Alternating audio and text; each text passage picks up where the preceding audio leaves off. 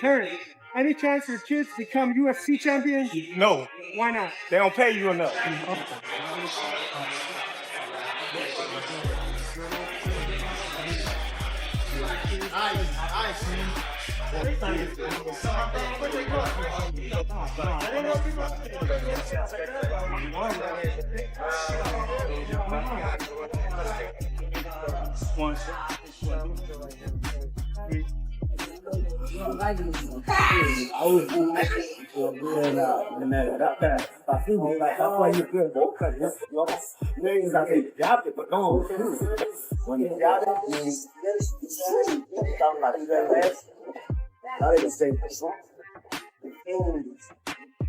Terence Crawford's training session was leaked ahead of his fight with Canelo Alvarez, and the most noticeable focus was on increasing his size and managing the physical gap between him and Canelo. Even though the fight is still 4 months away, Crawford is training with the intensity of someone preparing to fight in just a few weeks. Nothing about his routine is light anymore. He's up early, going on long runs to boost his athleticism.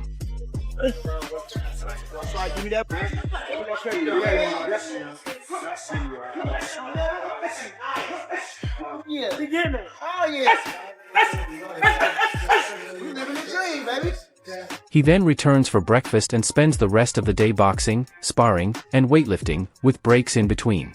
Before diving into the details of his leaked training and daily routine, let's take a look at some fan reactions to the footage. Go champ! First boxer in history to be undisputed in 3 weight classes. Come September, the whole world will recognize Terence Crawford as one of the greatest of all time, one fan wrote.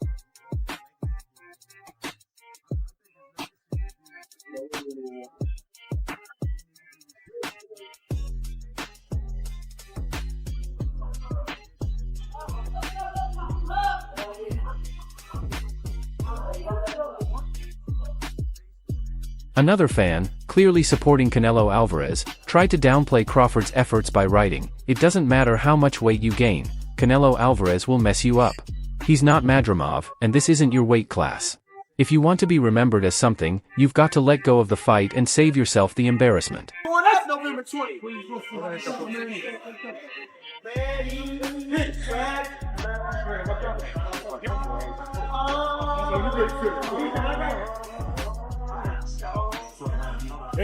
One fan, fully confident in Terence Crawford's victory, wrote, "It's no joke this time, but I'll stop watching boxing if Canelo wins.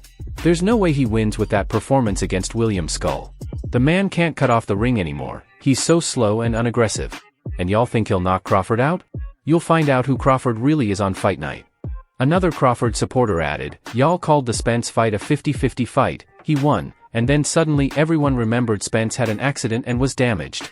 Now this fight with Canelo is being called a 30-70 fight against Crawford. I just hope y'all don't start making excuses when the GOAT wins again. He's even older than Canelo, so age can't be an excuse."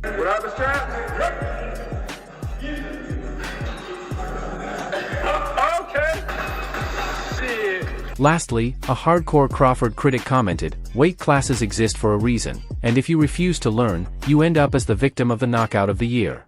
Crawford has been overhyped his whole life with no real fighters on his resume. It's Canelo's time to put his lights out and send Crawford to where he belongs, as an average fighter." While the undefeated world champion plans to ramp up his training intensity as the fight approaches, he's already off to an impressive start, experimenting with new training and weight-building methods to minimize his size disadvantage in the ring.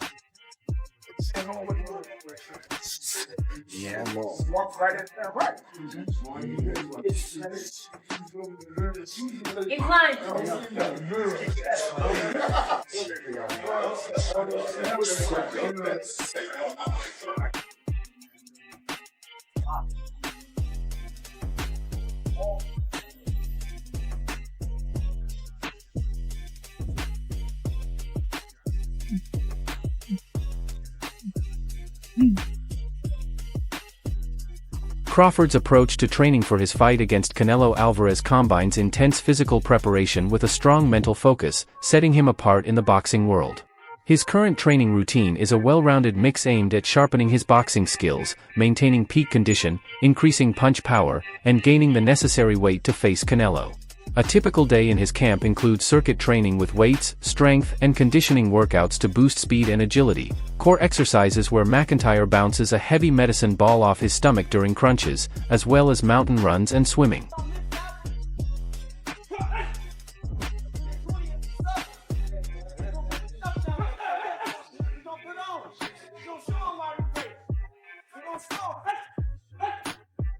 Terrence Crawford is particularly fond of swimming for cardio, often swimming for 30 minutes to an hour every night. It's a non-impact exercise, easy on the joints, and aids in recovery and the regeneration of muscle cells and fibers.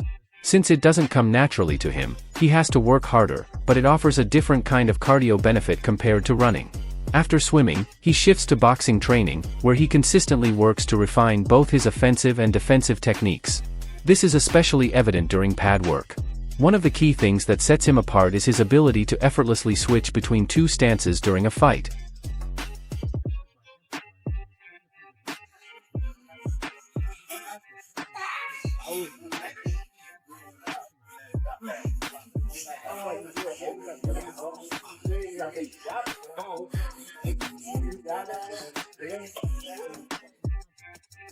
At first, Crawford's coaches tried to convince him to stick to one stance, but they eventually realized it was better to train him in both.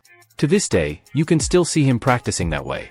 Like most fighters, Crawford uses sparring to sharpen his skills, and early in his career, it played a big role in his development. He was so talented that even top-level fighters like Timothy Bradley were impressed. Now, as one of the best boxers in the world, others come to him for sparring, but they rarely win, because Crawford's skill level is that high. Although he's naturally right-handed, he's also highly effective fighting from a southpaw stance.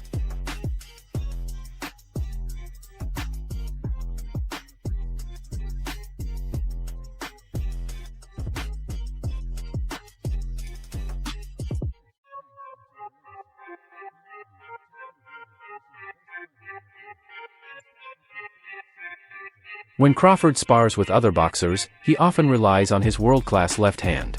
Boxing fans know that developing punching power takes serious effort, and one of the key tools for this is the heavy bag, something Crawford uses regularly. He practices his punching technique and builds shoulder endurance with it. Watching him train, you'll see a mix of powerful punches, fast combinations, and everything in between.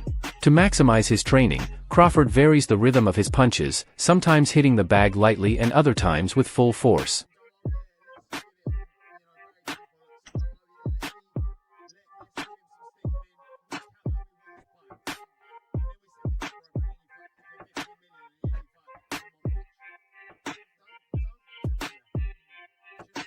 This is a common exercise that helps Crawford improve his overall boxing skills. He has been training with his coaches for most of his life, and one of the key parts of his routine is pad work. During these sessions, the focus isn't on speed or power but on practicing different offensive and defensive scenarios, emphasizing technique and tactics. Crawford and his coaches also incorporate tools like reaction noodles and a punch shield to enhance his movement and precision. He's also a phenomenal shadow boxer, known for his calm demeanor and ability to adapt to any situation in the ring.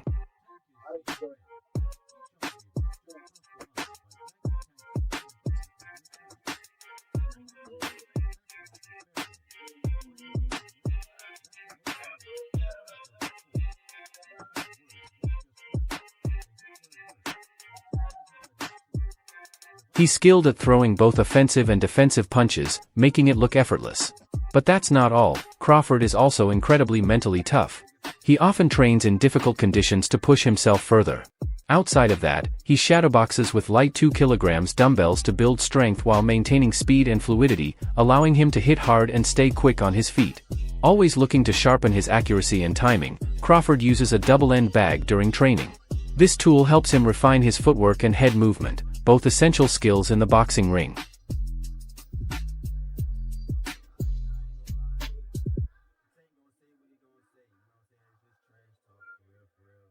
His coach, Bomac, also uses sticks during training to surprise Crawford and sharpen his defensive reflexes. On the nutrition side, Crawford follows a plan focused on lean proteins, complex carbohydrates, and proper hydration to ensure peak performance and recovery. "I let my coach handle everything with the food," he told Muscle and Fitness. "My nutritionist tells him what she wants me to eat, and she fixes it. The last time, she was actually with me the entire camp and handled everything. I really don't worry about that. They cook it, and I eat it."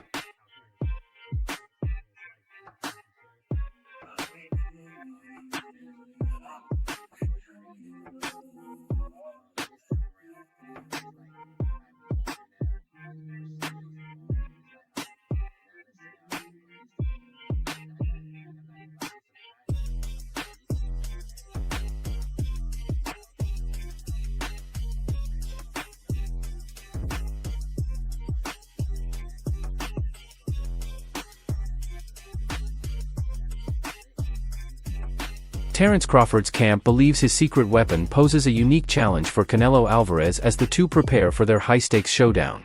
Crawford's unorthodox style could prove crucial as anticipation builds for the September 12th fight in Las Vegas.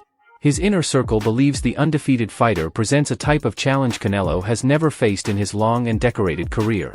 According to Bernie, the boxer, Davis, a close associate of Crawford, no sparring partner or training camp can truly replicate what Crawford brings to the ring. Davis argues that Crawford's adaptability and high boxing IQ are an unsolvable puzzle, his true secret weapon against the Mexican superstar. It is official, Canelo and Crawford at Allegiant Stadium. Give me your first reaction to that getting announced. Super excited, super excited. Like I say, a lot of people are saying about Crawford's age, but no boxing, no life, as Canelo would say. And Crawford still, in age, but he ain't took no punishment. He's cautious. He works hard throughout these years. So, of course, nobody fights like Crawford, he emphasized in a recent interview with Mill City Boxing, suggesting that Canelo will struggle to prepare for a fighter with such fluid stance switching and tactical unpredictability. While some expect Crawford to adopt a strategy similar to Floyd Mayweather's, using elusive movement, defensive precision, and calculated counters, there's a growing belief that Bud might do more than just survive Canelo's power. Still, some analysts argue that excessive stance switching could be ineffective against a seasoned veteran like Canelo, who isn't easily rattled by such tactics. Despite his reduced output in recent fights, Canelo has continued to win rounds by landing clean, heavy shots that catch the judge's attention. You got to count that in the factor, but in his heart and his mind and his spirit, he's still youthful about boxing. He loves boxing, and this is one way to get him up. He's a challenge guy. He loves a challenge, and Canelo is the biggest challenge you can get. We got to go up 2 weight classes, really 3 weight classes to get a guy like that. Hardest puncher, great counter puncher, tons of experience, undisputed champion, unified champion, a couple of divisions champion, and so we didn't get the Pacquiao or the Mayweather, but we can. While Crawford's resume at 154 pounds is solid, the jump to 168 pounds brings major uncertainties. Unlike other fighters who gradually adjust to a new weight class, Crawford has chosen to leap straight into a championship bout without a tune-up.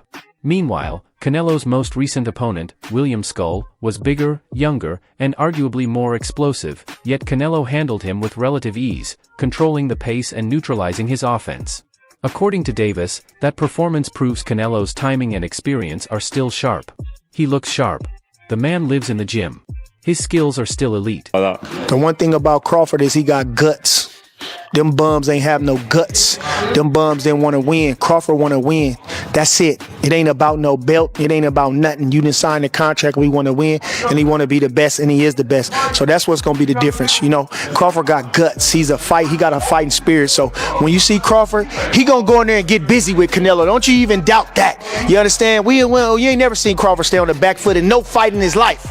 You understand? He the type of guy to go get you. So expect him to go get him. We going to do everything we can to him. We going to do whatever we got to do. Davis is confident that Crawford can replicate, or even surpass, his dominant performance against Errol Spence Jr., whom he dismantled in one-sided fashion.